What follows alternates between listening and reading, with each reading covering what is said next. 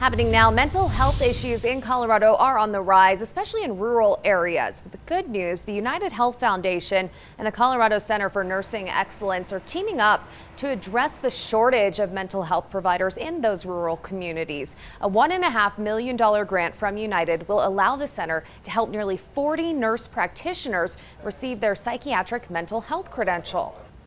I just know with the pandemic, things are increasing. I believe that mental health is just in line with physical health, so why shouldn't we be doing that?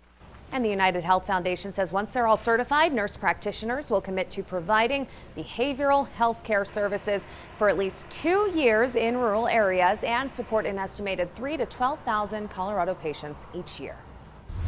In tonight's Rebound Colorado series, 2020 has been a year full of challenges, stress, and anxiety for just about all of us, including our military veterans and first responders. News 5's Patrick Nelson shows us how bringing these frontliners together is helping them manage the stress. Our military veterans and first responders have encountered difficult situations that many of us will never truly understand. And that was before the stress of COVID-19. Here in Colorado Springs, at places like Garden of the Gods, military vets and first responders are joining forces to take on mental health challenges together. I think that during this pandemic, it has definitely spiked my PTSD. I've struggled tremendously with the isolation and not being able to be with community, and I think everybody's kind of felt a little of that. Ginger Mercer is a military veteran who is joining other vets and first responders for a 6-day retreat in Colorado Springs, hosted by Life Aid Research Institute, a groundbreaking suicide prevention program.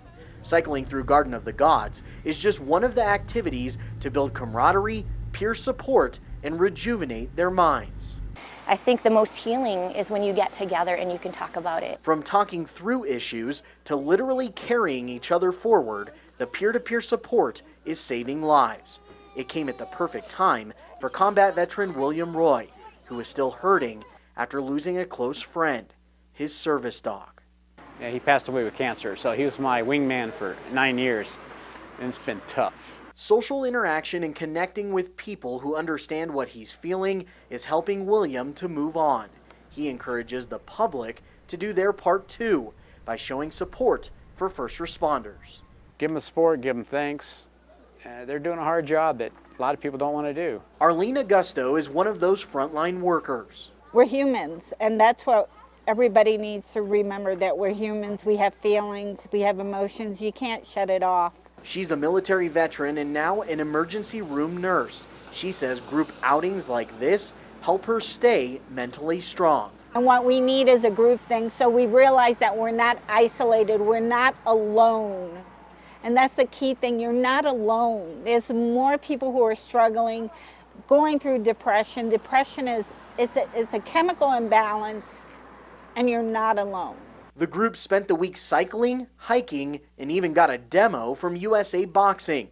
Founder and chairman of Life Aid Research Institute, John Warden, aims to curb suicide rates for vets and first responders while changing how we choose to look at mental health. So I think we need to reevaluate how we look at it and look at it as a brain health issue, not necessarily as a mental defect.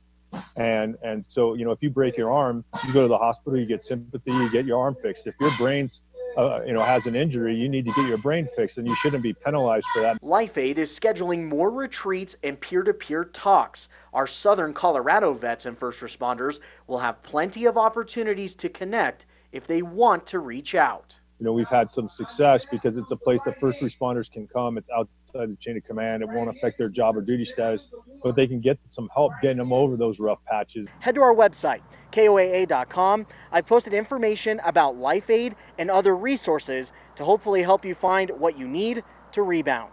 Always watching out for you. Patrick Nelson, News 5.